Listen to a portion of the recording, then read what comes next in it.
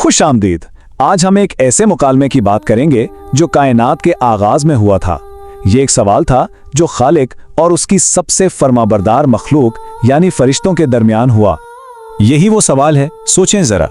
यही वो लम्हा है जहां से सारी बात शुरू होती है। ये सिर्फ एक सवाल नहीं था, बल्कि एक ऐसा मुअम्मा था जिसमें हमारे लिए भी गहरे सबक हैं।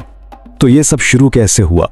हुआ ये कि कायनात के खालिक अल्लाह सुब्हानहू तआला ने अपने एक अजीम मंसूबे का ऐलान किया।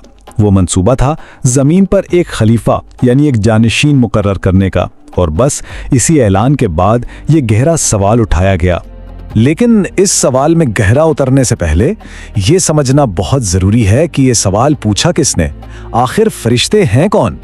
इस्लामी तालीमात में फरिश्ते सिर्फ परों वाली कोई मखलूक नहीं हैं। वो अल्लाह के एक बहुत ख़ास नूरी तख्लीक हैं जिनका एक ही मकसद है, अल्लाह के हुक्म की तामील करना। वो समझेंगे कायनात के निज़ाम को चलाने में एक अहम किरदार अदा करते हैं।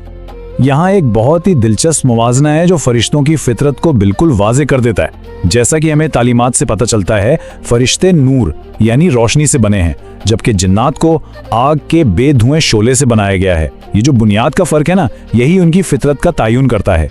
एक नूरानी है तो दूसरा नारी। अच्छा, तो अब आते हैं इस कहानी के सबसे दिलचस्प मोड़ पर।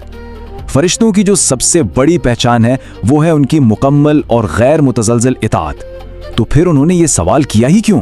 कुरान पाक की सूरह तहरीम की आयत बिल्कुल साफ साफ बता रही है कि फरिश्ते नाफरमानी कर ही नहीं सकते, उनकी फितरत में ही इताअत है। तो फिर ये सवाल कैसे, जो बज़ाहिर एक एतराज़ जैसा लगता है? और फिर सूरह अंबिया में हमें मजीद ताकीद मिलती है कि वो अल्लाह के मुअज़्ज़ज़ बंदे हैं जो उसके बोलने से पहले अपनी तरफ से कुछ नहीं कहते। तो ये सवाल करना उनकी इस कामिल इताअत से कैसे मेल खाता है?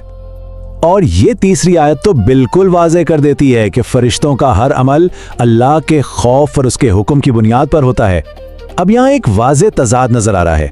अगर वो इतने ही फर्माबरदार हैं तो उन्होंने इंसान की तख्लीक पर सवाल क्यों उठाया?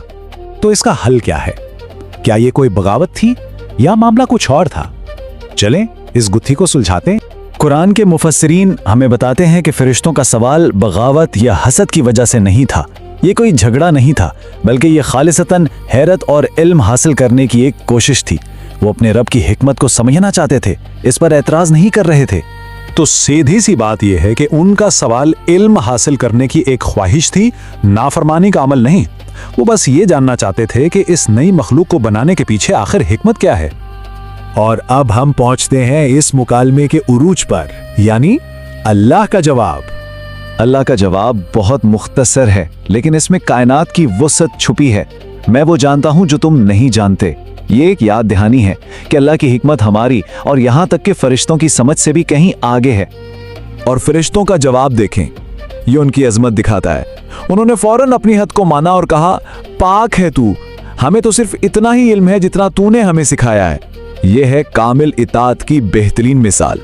तो इस पूरे वाक़े से, इस पूरे मुकालमे से हमें क्या सीखने को मिलता? इस आसमानी मुकालमे से हमें कुछ बहुत गहरी बातें समझ आती हैं।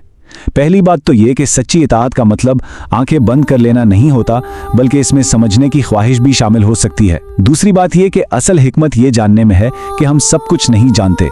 और आखिर में खालिक की हिकमत हमेशा मखलूक की समझ से बालातर होती है। तो फरिश्तों का सवाल उनकी नाफरमानी नहीं, बल्कि उनकी कामिल इताअत का सबूत था। तो आखिर में ये सवाल हमारे सोचने के लिए है, जो इस कहानी का निचोड़ है। क्या हकीकी दानाई का सफ़र अपनी इल्मी हदूद को पहचानने से ही शुरू नहीं होता?